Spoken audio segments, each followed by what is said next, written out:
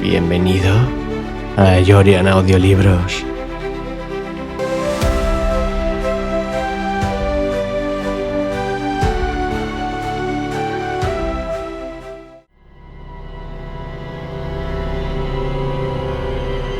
Hop Frog.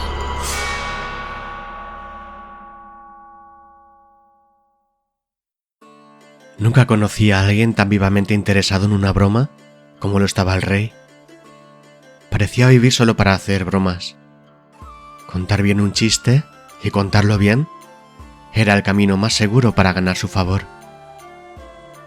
Así sucedió que sus 7 ministros eran conocidos por sus habilidades como bromistas. Todos se parecían al rey, siendo hombres grandes, corpulentos, oleosos, así como inimitables bromistas. Si la gente engorda por hacer bromas, o si hay algo en la grasa misma que predispone a una broma, nunca he logrado determinar completamente. Pero cierto es que un bromista delgado es una rara avis in terris. En cuanto a los refinamientos, o como él los llamaba, el espíritu del ingenio, a Rey le importaba muy poco.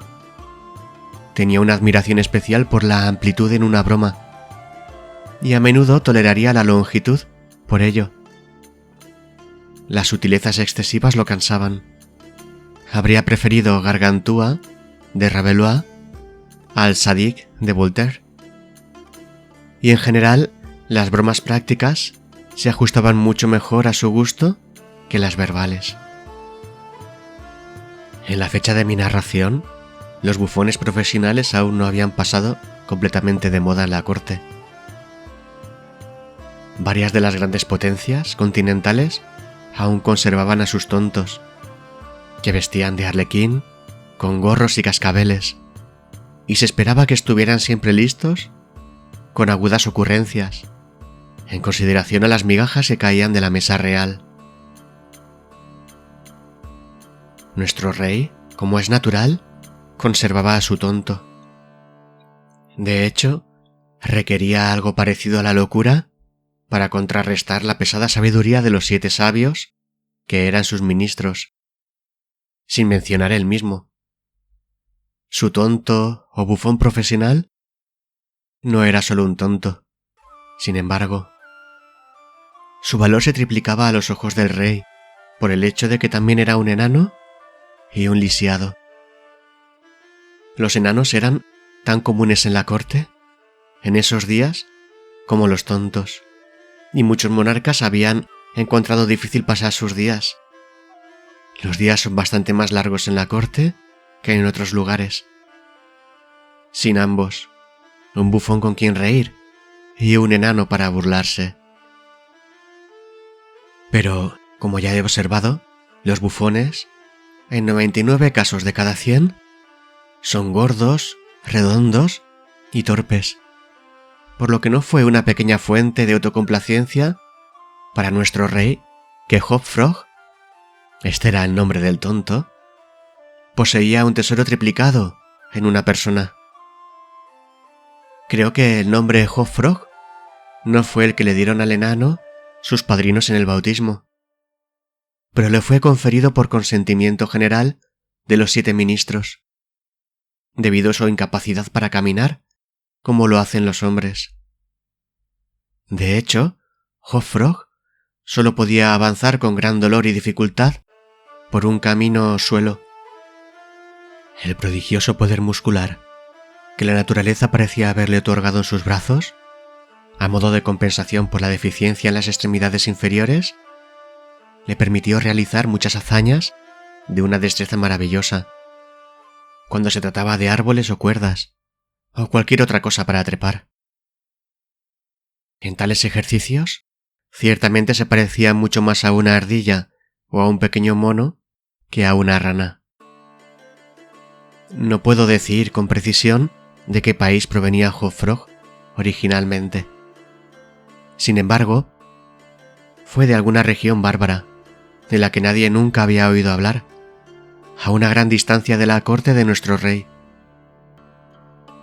Hopfrog y una joven casi tan enana como él, aunque de exquisitas proporciones y una bailarina maravillosa, habían sido llevados por la fuerza desde sus respectivos hogares en provincias adyacentes y enviados como regalos al rey por uno de sus generales siempre victoriosos. Bajo estas circunstancias, no es de extrañar que surgiera una estrecha intimidad entre los dos pequeños cautivos. De hecho, pronto se convirtieron en amigos jurados. Hopfrog, quien aunque se burlaba mucho, no era en absoluto popular, no tenía el poder de prestar muchos servicios a Tripetta, pero ella, debido a su gracia y exquisita belleza, aunque era enana, era universalmente admirada y mimada. Así que poseía mucha influencia, y nunca dejaba de usarla, siempre que podía, en beneficio de Hopfrog. En alguna gran ocasión de estado, olvidé cuál, el rey decidió organizar una mascarada. Y cada vez que se celebraba una mascarada o algo así en nuestra corte, entonces los talentos, tanto de Hopfrog como de Tripetta, seguramente serían puestos en juego. Hopfrog, en especial, era tan inventivo en el arte de organizar espectáculos, sugiriendo personajes novedosos y arreglando disfraces para bailes enmascarados, que al parecer nada podía hacerse sin su ayuda. La noche designada para la fiesta había llegado. Se había acondicionado un salón magnífico, bajo la mirada de Tripetta, con todo tipo de dispositivos que pudieran dar realce a una mascarada. Toda la corte estaba ansiosa de expectativas. En cuanto a disfraces y personajes, bien podría suponerse que todos habían tomado una decisión sobre tales puntos. Muchos habían decidido qué roles asumirían una semana, o incluso un mes antes, y de hecho, no había ni una pizca de indecisión en ningún lugar, excepto en el caso del rey y sus 7 ministros. ¿Por qué dudaban? Nunca pude decirlo. A menos que lo hicieran a modo de broma. Más probablemente encontraban difícil decidir debido a ser tan gordos. En cualquier caso, el tiempo pasaba y, como último recurso, llamaron a Tripetta y a Hopfrog. Cuando los dos pequeños amigos obedecieron a la llamada del rey, lo encontraron sentado a la mesa con los 7 miembros de su consejo de gabinete. Pero el monarca parecía estar de muy mal humor. Sabía que a Hopfrog no le gustaba el vino, pues excitaba al pobre lisiado casi hasta la locura. Y la locura no es un sentimiento cómodo. Pero al rey le encantaban sus bromas prácticas, y se complacía en obligar a Hopfrog a beber. Y, como el rey lo llamaba, a estar alegre. «Ven aquí, Hopfrog», dijo él mientras el bufón y su amiga entraban en la habitación. «Bebe este trago a la salud de tus amigos ausentes». Aquí Hopfrog suspiró. «Y luego, déjanos disfrutar de tu invención. Queremos personajes. Personajes, hombre. Algo novedoso, fuera de lo común. Estamos cansados de esta eterna monotonía. Ven, bebe. El vino animará tu ingenio». Hopfrog intentó, como de costumbre, improvisar una broma en respuesta a estos avances del rey. Pero el esfuerzo fue demasiado. Resultó que era el cumpleaños del pobre enano, y la orden de brindar por sus amigos ausentes hizo que las lágrimas le llenaran los ojos. Muchas lágrimas grandes y amargas cayeron en el cáliz mientras lo tomaba humildemente de la mano del tirano. ¡Ah, ja, ja, ja, ja! Rugió este último, mientras el enano bebía el cáliz a regañadientes. «Mira lo que puede hacer un vaso de buen vino. Tus ojos ya están brillando». «Pobre compañero», Sus grandes ojos brillaban más bien que resplandecían, pues el efecto del vino en su cerebro, excitado, no era más potente que instantáneo.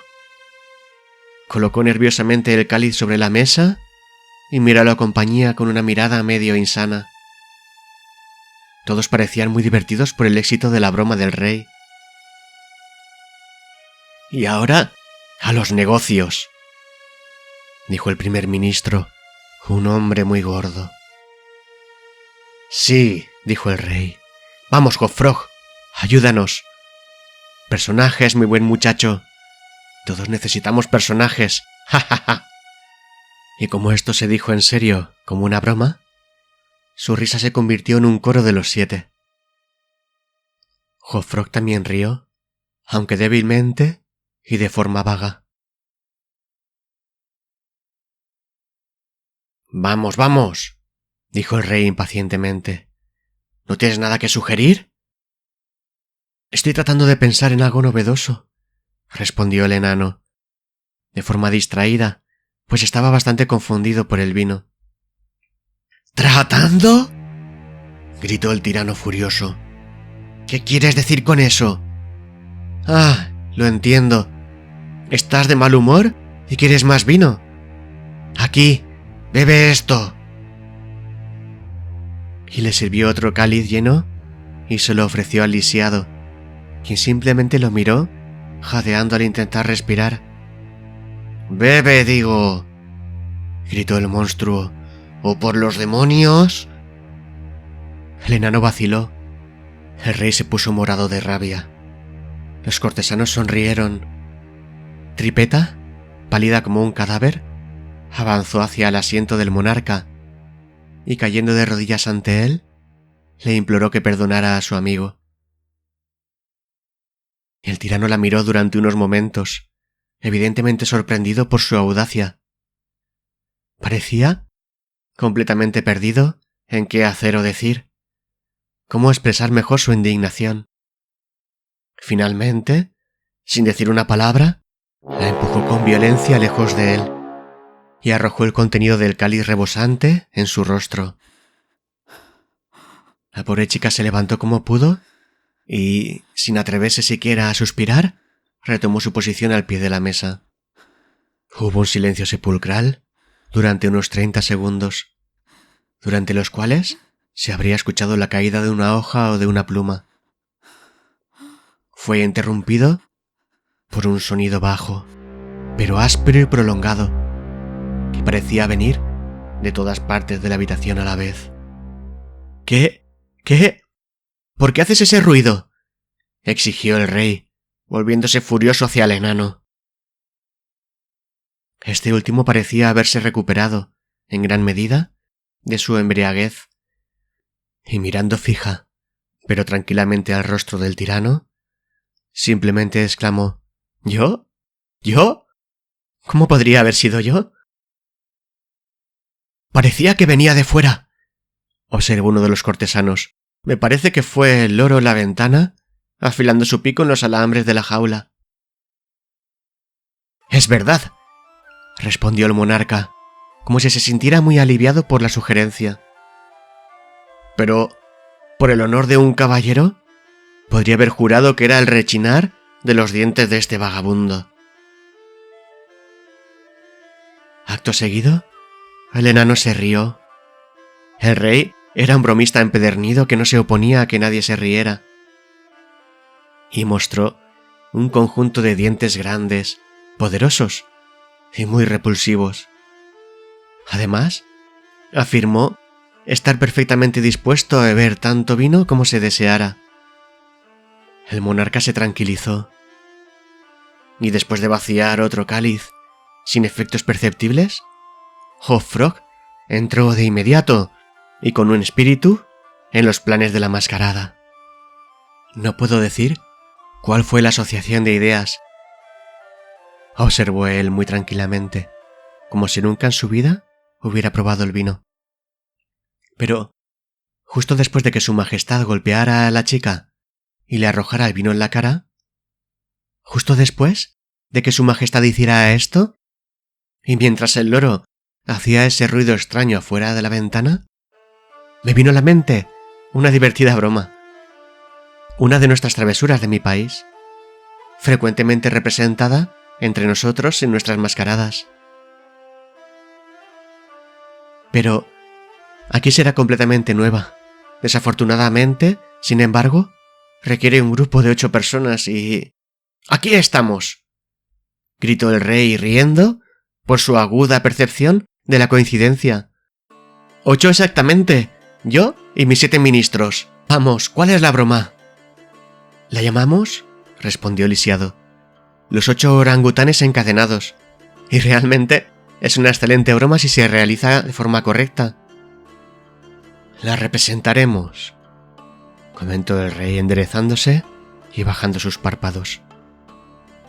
La gracia del juego, continuó Hop Frog, radica en el miedo que provoca entre las mujeres.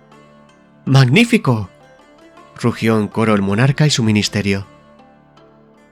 Os prepararé como orangutanes, prosiguió el enano. Dejen todo eso en mis manos. El parecido será tan impactante que la compañía de enmascarados os tomará por bestias reales. Y por supuesto, estarán tan aterrorizados como asombrados. ¡Oh! ¡Esto es exquisito!, exclamó el rey. ¡Oh, Frog! ¡Te haré un hombre! Las cadenas son para aumentar la confusión con su tintineo. Se supone que han escapado en grupo de sus guardianes. Su Majestad no puede imaginar el efecto producido. En una mascarada de 8 orangutanes encadenados, imaginados como reales por la mayoría de la gente, y entrando con gritos salvajes entre la multitud de hombres y mujeres, vestidos delicada y espléndidamente. El contraste es inimitable. Debe ser, dijo el rey, y el consejo se levantó apresuradamente, ya que estaba haciéndose tarde, para llevar a cabo el plan de Hop Frog. Su modo de equipar al grupo como orangutanes era muy simple, pero lo suficientemente efectivo para sus propósitos. Los animales en cuestión apenas se habían visto en la época de mi historia, en cualquier parte del mundo civilizado, y como las imitaciones hechas por el enano eran lo suficientemente bestiales, y más que suficientemente espantosas, se pensó que su fidelidad a la naturaleza estaba asegurada. Primero, el rey y sus ministros se enfundaron en ajustadas camisetas y calzoncillos de lana. Luego se saturaron con brea. En esta etapa del proceso, alguien del grupo sugirió plumas, pero la sugerencia fue inmediatamente desestimada por el enano, quien pronto convenció a los 8, mediante una demostración visual, de que el pelo de una bestia como el orangután se presentaba mucho más eficazmente con lino. Una gruesa capa de este último fue entonces untada sobre la brea. Se obtuvo una larga cadena. Primero se pasó alrededor de la cintura del rey y se ató. Luego alrededor de otro miembro del grupo y también se ató. Luego alrededor de todos sucesivamente, de la misma manera. Cuando esta disposición de encadenamiento estuvo completa y el grupo estaba lo más separado posible entre sí, formaron un círculo. Y para que todo pareciera natural, Hop Frog pasó el resto de la cadena en 2 diámetros, en ángulos rectos, a través del círculo, al estilo adoptado en la actualidad por aquellos que capturan chimpancés u otros grandes simios en Borneo. El gran salón en el que se llevaría a cabo la mascarada era una habitación circular, muy alta, y recibía la luz del sol solo a través de una ventana única en la parte superior. Por la noche, el momento para el cual el salón había sido especialmente diseñado, estaba iluminado principalmente por una gran araña que dependía de una cadena desde el centro de la claraboya, y se bajaba o levantaba mediante un contrapeso, como era habitual. Pero, para no verse antiestético, este último pasaba por fuera de la cúpula y sobre el techo. Los arreglos de la habitación habían sido dejados a la superficie de Tripetta, pero en algunos aspectos parece ser que había sido guiada por el juicio más tranquilo de su amigo el enano. Por su sugerencia, en esta ocasión, se había retirado la araña. Sus gotas de cera, que con un clima tan cálido era completamente imposible evitar, habrían sido seriamente perjudiciales para los ricos vestidos de los invitados, quienes, debido al estado de hacinamiento del salón, no siempre podrían evitar estar debajo de la araña. Se colocaron candelabros adicionales en varias partes del salón, fuera del alcance, y una antorcha que emitía un dulce olor se colocó en la mano derecha de cada una de las cariátides que se encontraban contra la pared, alrededor de 50 o 60 en total. Los 8 orangutanes, siguiendo el consejo de Hop-Frog, esperaron pacientemente hasta la medianoche, cuando el salón estaba completamente lleno de invitados, antes de hacer su aparición.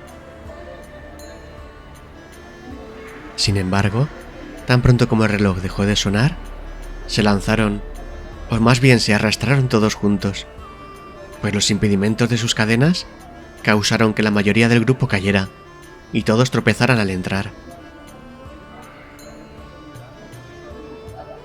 La emoción entre la multitud fue prodigiosa y llenó el corazón del rey de alegría. Como se había anticipado, no faltaron los invitados que supusieron que las criaturas de aspecto feroz eran bestias de cualquier tipo, sino precisamente orangutanes. Muchas mujeres se desmayaron de miedo, y si el rey no hubiera tomado la precaución de excluir todas las armas del salón, su fiesta pronto habría aspirado su travesura en su propia sangre.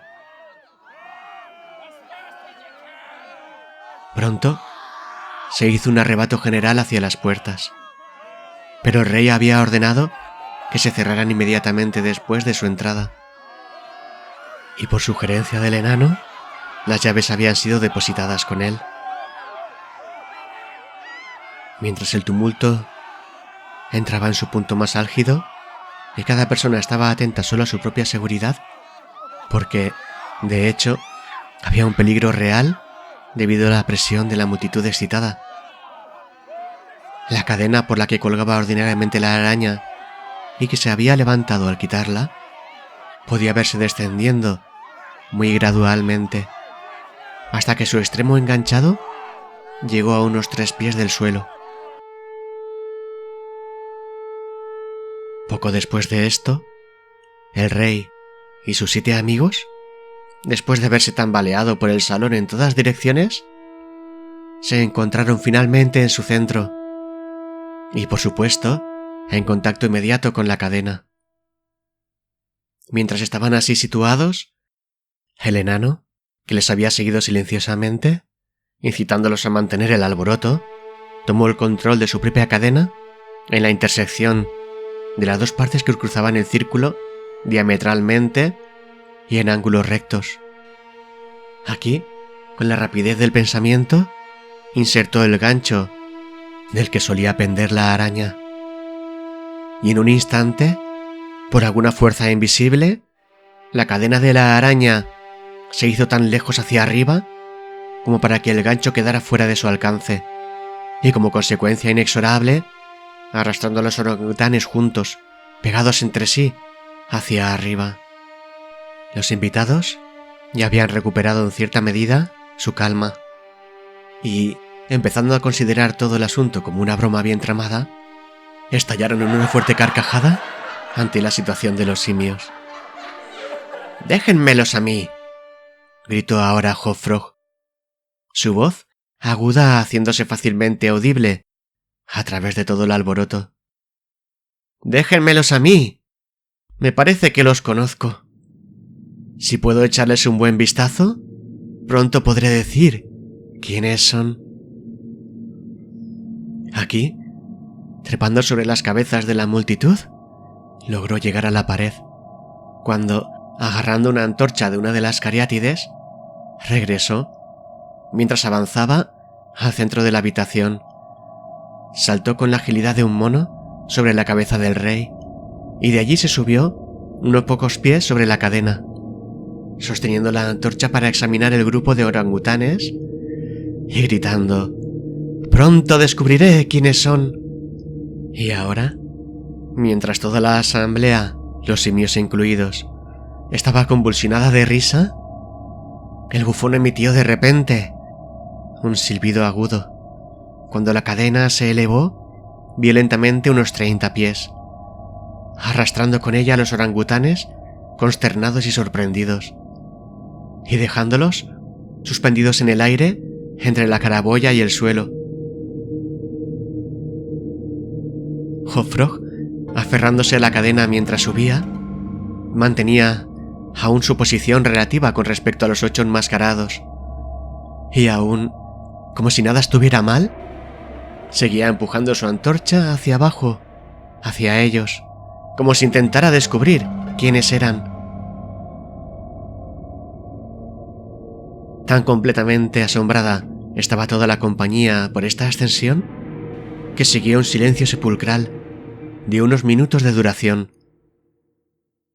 Fue interrumpido por un sonido bajo, áspero y crujiente, similar al que había llamado la atención del rey y sus consejeros cuando el primero arrojó el vino en la cara de Tripetta. Pero en esa ocasión no podía haber dudas acerca de dónde provenía el sonido. Venía de los dientes parecidos a colmillos del enano, que los molía y rechinaba mientras fulminaba con una expresión de furia maníaca hacia los rostros vueltos hacia arriba del rey y sus 7 compañeros. «¡Ajá!», dijo al fin el bufón furioso. «¡Ajá! Empiezo a ver quiénes son estas personas ahora». Aquí, fingiendo examinar más de cerca al rey, acercó la antorcha al abrigo de lino que lo envolvía y que instantáneamente estalló en una llamarada vívida. En menos de medio minuto, los 8 orangutanes ardían ferozmente entre los gritos de la multitud que los contemplaba desde abajo, horrorizados y sin poder prestarles la más mínima ayuda. Finalmente, las llamas, aumentando repentinamente en virulencia, obligaron al bufón a trepar más alto por la cadena para estar fuera de su alcance, y al hacer este movimiento, la multitud volvió a hundirse por un breve instante en el silencio. El enano aprovechó su oportunidad y volvió a hablar. «Ahora veo claramente», dijo, «qué clase de personas son estos enmascarados. Son un gran rey y sus 7 consejeros privados. Un rey que no duda en golpear a una chica indefensa y sus 7 consejeros que lo incitan en su ultraje. En cuanto a mí, soy simplemente Hopfrog, el bufón, y esta es mi última broma». Debido a la alta combustibilidad, tanto del lino como de la brea a la que se adhería, el enano apenas había terminado su breve discurso antes de que el trabajo de venganza estuviera completo. Los 8 cadáveres oscilaban en sus cadenas, una masa fétida, ennegrecida, horrenda e indistinguible. El lisiado arrojó su antorcha sobre ellos, trepó tranquilamente al techo y desapareció por la claraboya. Se supone que Tripetta, ubicada en el techo del salón, había sido la cómplice de su amigo su venganza ardiente, y que, juntos, lograron escapar a su propio país porque ninguno fue vuelto a ver.